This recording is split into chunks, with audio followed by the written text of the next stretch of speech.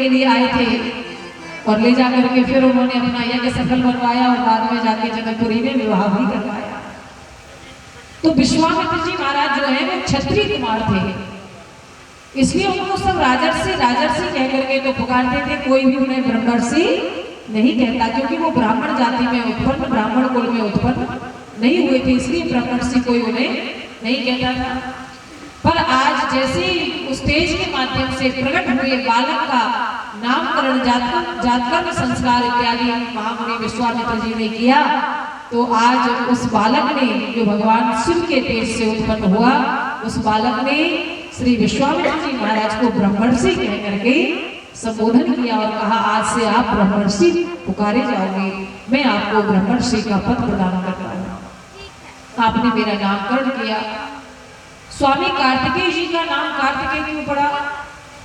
क्योंकि 6 कृतिकाएं जो हैं, 6 कृतिकाओं ने जब उनको देखा तो इतना सुंदर बालक, सबको लगा कि मैं इनको अपनी गोद में ले लूं। वो सोचती है मैं अपनी गोद में इनको ले लूं। आपस में लड़ने झगड़ने लगी। उनके मनोरथ को जान करके 6 कृतिकाओं का दुग्धपान श्री कार्तिकेय जी महाराज ने किया। तो जब दुग्धपान किया तो वो मां स्वरूपा हो गई कृतिकाएं, और जब मां बन गई तो कृतिकाओं के नाम के माध्यम से ही इनका नाम पड़ा श्री कार्तिकेय जी महाराज। और बाद में जब भोलेनाथ को भवानी जी को पता लगा तो उन्होंने नंदी जी को भेज करके और इनको कैलाश पर्वत पर बुलाया। भोलेनाथ को जब पता लगा कि मेरे तेज से ये उत्पन्न हुए हैं कार्तिकेय जी महाराज, तो बुलाया कैलाश पर्वत पर और बड़ी धूमधाम के साथ में उनका जन्मोत्सव मनाया गया। तो कार्तिकेय जी का जन्म जो है वो पार्वती जी के गर्भ से नहीं हुआ। ये भगवान भोलेनाथ के पुत्र तो हैं, लेकिन भवानी जी के गर्भ से इनका जन्म नहीं हुआ। खूब धूमधाम से कैलाश पर्वत पर जन्मोत्सव मनाया जा रहा है। आज भोलेनाथ के यहाँ कुमार का जन्म हुआ तो कभी कहते हैं आइए सभी मिलकर के गाते हैं, और जैसे कैलाश पर उत्सव मन रहा है वैसे ही हम लोग भी आज खुशियां मनाते हैं, क्योंकि पार्वती नंदन नहीं बल्कि भोले बाबा के जो कुमार हैं वो जन्म लेकर के आए हैं। तो धूमधाम से जन्मोत्सव मना रहे हैं। और कवि ने बड़ा सुंदर भाव दिया, बोलिए उमापति महादेव भगवान। तो कौन कहता है कि मकान हो, दुकान हो, खूब घर गृहस्थी हो तभी व्यक्ति सुखी रह सकता है, ढेर सारी संपत्ति हो तभी आदमी सुखी रह सकता है। अरे भाई, बहुत अच्छा परिवार यदि हमें भगवान ने दिया है और स्वस्थ परिवार दिया है तो ये भी किसी धन से कम नहीं है। परिवार यदि अच्छा बन जाए, घर भले ही छोटा हो, घर में भले ही कम जगह हो, लेकिन दिलों में जगह होनी चाहिए। एक दूसरे को अपनाने का भाव होना चाहिए, स्वीकार करने का भाव होना चाहिए। भोलेनाथ के पास ना तो रहने के लिए मकान है, न मकान है, न दुकान है, न फैक्ट्री है, न नौकरी है, कुछ भी नहीं है। फिर भी कितने प्रसन्न रहते हैं हमेशा, क्योंकि भगवान का नाम जो है मंगल भवन मंगलहारी, उमा सहित जहि जपत पुरारी। मंगलों का धाम 10 दिशाओं में जो मंगल करने वाला है, ऐसा भगवान नाम उनके साथ है तो वो जहां भी रहे वहां प्रमुदित आनंद में रहते हैं। भोलेनाथ हमेशा प्रसन्न चित्त रहते हैं। कुछ भी नहीं है, न खाने पीने की व्यवस्था है, न गैस चूल्हा है, न गृहस्थी है, कुछ नहीं है, केवल परिवार है। लेकिन परिवार ऐसा है जैसा होना चाहिए वास्तव में, तभी तो सिर्फ परिवार की प्रतिष्ठा की जाती है। सिर्फ परिवार को जो विराजमान मंदिर में किया जाता है वो इसलिए किया जाता है कि आप रोज मंदिर में जाते हो, शिक्षा लो भगवान भोलेनाथ के परिवार से।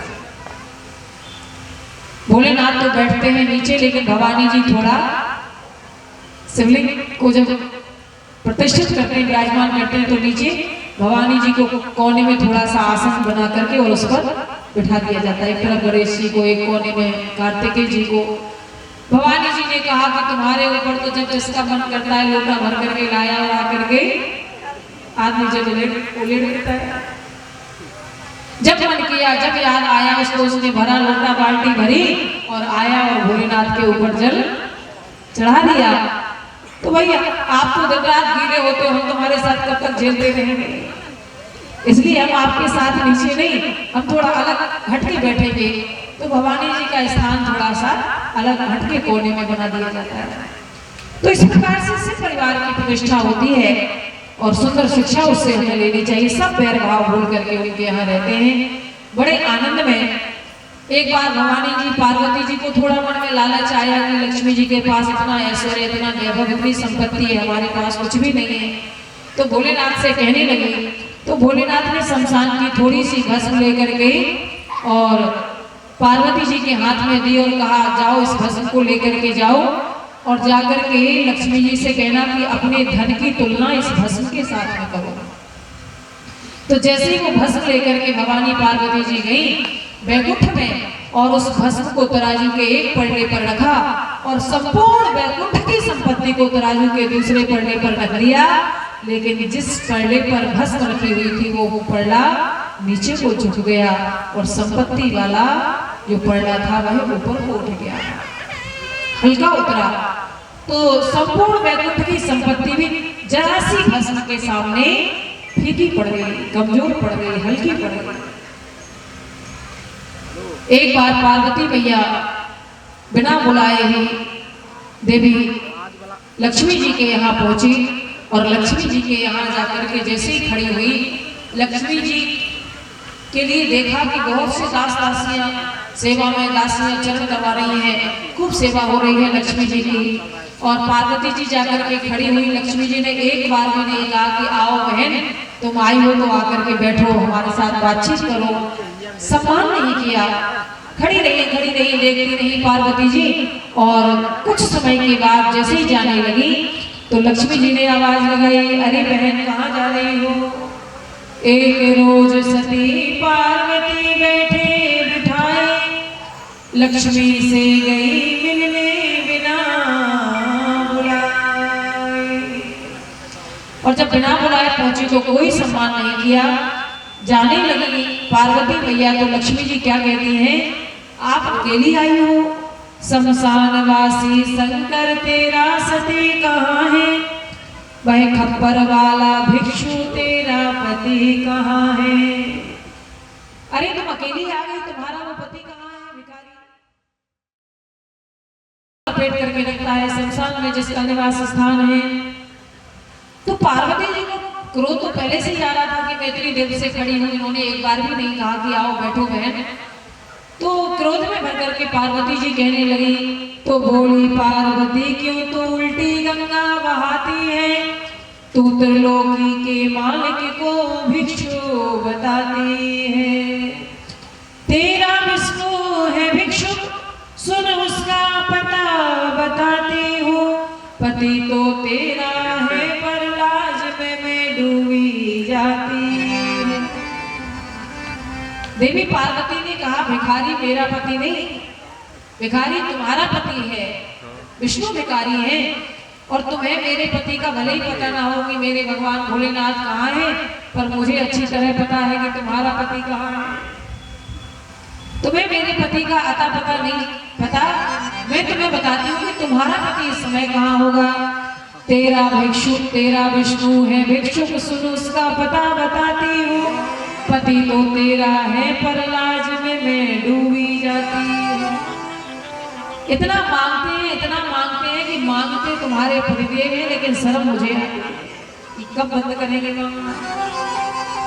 और कहती है, दधीचे के जिस्म की हड्डी मांगी थी वहां होगा, या भिक्षु कवच कुंडल मांगत इंद्र के यहाँ गया होगा। या भिक्षु बन के दानी करण से कुछ मांगता होगा, या मोहिनी बन के शंकर के आगे नाचता होगा। तुम्हें भले ही पता ना हो, मुझे पता है तुम्हारा पति कहाँ है। या भिक्षु बन के राजा मूरत ध्वज के आंगन गया होगा, या बामन बन के राजा बलि के घर मांगन गया होगा। भिखारी मेरा पति नहीं, भिखारी तुम्हारा पति है। मैं बताती हूँ तुम्हारा पति और मेरे स्वामी मेरे भोले बाबा तो महिमा जगत से न्यारी कृपा निधान की है। उनकी तो महिमा ही निराली है जगत से, और वो करुणा निधान है, अभयदानी है, बहुत जल्दी प्रसन्न होने वाले हैं। और खूब भरसक जवाब देकर के लक्ष्मी जी को पार्वती जी लौट करके कैलाश पर आई और भोले बाबा से एकदम क्रोध में तमतमाई हुई और नाराज होकर के कहने लगी, महिमा जगत से न्यारी कृपा निधान की है, वेदों तलक ने उपमा स्वामी बखान की है। देखे अगर कोई आकर तो ये हालत मकान की है। आप दुनिया को खूब देते हैं, लेकिन आपके घर में यदि कोई आ जाए और देखे अगर कोई आकर ये हालत मकान की है, कि फर्श है जमी का और छत आसमान की है। ये स्थिति तुम्हारी है। तो भोले बाबा ने कहा क्या करें? भवानी जी ने कहा एक बहुत खूबसूरत हमारा भी भवन होना चाहिए। भोलेनाथ ने मिस्त्री को बुलाया और बहुत सुंदर भवन एक तैयार करवाया। और कुछ तो भवानी जी ने कहा एक सुंदर सा अनुष्ठान और होना चाहिए गृह प्रवेश का। विद्वान ब्राह्मणों को बुलाया गया और गृह प्रवेश का सुंदर अनुष्ठान करवाया गया। अनुष्ठान जब हुआ तो अनुष्ठान में जो ब्राह्मण देवता आए थे उन्होंने बहुत सुंदर ढंग से अनुष्ठान करवाया। जैसे ही यज्ञ संपूर्ण हुआ, गृह प्रवेश हुआ, ब्राह्मणों की दक्षिणा देने की बारी आई। तो भोले बाबा दक्षिणा देने लगे तो पर्वत कन्या श्री पार्वती जी सामने आ गई और कहा कि महाराज इतनी सुंदर ढंग से इन्होंने हमारा गृह प्रवेश करवाया, अब आप इनको मुंह मांगी दक्षिणा दीजिए। तो भोलेनाथ ने कहा यज्ञ के आचार से कि आपको क्या चाहिए, जो आप मुंह मांगी दक्षिणा मांगेंगे वो मैं तुम्हें दूंगा। तो यज्ञ के आचार्य की जब पहली बारी आ गई तो सामने शंकर के पर्वत कुमारी आ गई। बोले भगवान मेरी विनती मानो कृपा कीजिए, इस ब्राह्मण को प्रभु मुंह मांगी दक्षिणा दीजिए। कहा शंकर ने ये ब्राह्मण जो मांगो बस वही दूंगा, कहो तो हीरे लालों से मैं तेरी झोली भर दूंगा। क्या मांगते हो ब्राह्मण बताओ, मैं वही तुम्हें दूंगा। तुम ही कह दो जुआ से जो लेने की इच्छा है, तेरी मुंह मांगी दक्षिणा आज देने की बस मेरी इच्छा है। तो ब्राह्मण ने पता क्या कहा? ब्राह्मण ने कहा ब्राह्मण ने ये भगवान जो इच्छा पूरी करते हो, मेरी उम्मीद का दामन प्रभु घर भरते हो। अगर आप मुझे मुंह मांगी दक्षिणा देना चाहते हैं तो दक्षिणा देने से पहले मुझे इतना वचन दे दो, जो धन मांगू तो धन दे दो, जो तन मांगू तो तन दे दो। वचन दो कि जो मैं मांगूंगा आप वो मुझे दक्षिणा में देंगे, बाद में बदलोगे तो नहीं। भोलेनाथ ने कहा मेरा वचन है जो तुम मांगोगे वो मैं तुम्हें दूंगा। जो देना चाहते हो मेरी मेहनतों का फल दे दो, बनाया आपने जो सुंदर महल दे दो। अगर आप मुझे दक्षिणा देना चाहते हैं तो जो सुंदर महल आपने बनवाया है वह महल ही आप मुझे दक्षिणा में दे दीजिए। जैसे कहा कि महल दे दो तो पार्वती जी एकदम क्रोधित हो गई और बोली तुम ब्राह्मण बड़े कठोर हो हृदय के, जैसे तैसे तो मैंने भोले बाबा से निवेदन करके महल बनवाया था और तुमने आकर के मेरे सुहाने स्वप्न जो है स्वप्न रूपी फूल जो है वो खिलने से पहले ही तोड़ दिए। तो मैं तो कहती हूँ तेरी कुभावना का खा जाए पाप तुझको, कानों से खोल सुन ले देती हूँ साप तुझको। तू और कुटुंब तेरा जल कर के राख होगा, सोने का यह महल भी सब भस्म और खाक होगा। मैं तुम्हें दक्षिणा में ये महल देती तो हूँ स्वर्ण का, लेकिन मेरा श्राप है कि ये जल करके एक दिन राख हो जाएगा। अब आप समझ गए होंगे, महल शिवपुरी लंका थी और सच्चा उसका साप था, और मांगने वाला कोई और नहीं, ऋषि विश्रवा रावण का ही बाप था। रावण के पिताजी जो थे ऋषि विश्रवा, उन्होंने ही शिवपुरी जो लंका थी, भगवान शिव ने जो महल बनवाया था, उन्होंने वो लंका मांग ली। लेकिन पार्वती जी का श्राप था, तो उस सोने की लंका को श्री हनुमान जी ने जला करके राख कर दिया। देवी भगवती ने कहा कि बोले बाबा आप सही कहते थे, हम तो आकाश की छत के नीचे ही ठीक हैं, हमें मकान दुकान इत्यादि के चक्कर में नहीं पड़ना चाहिए, भगवान का भजन करते हुए मस्त रहना चाहिए।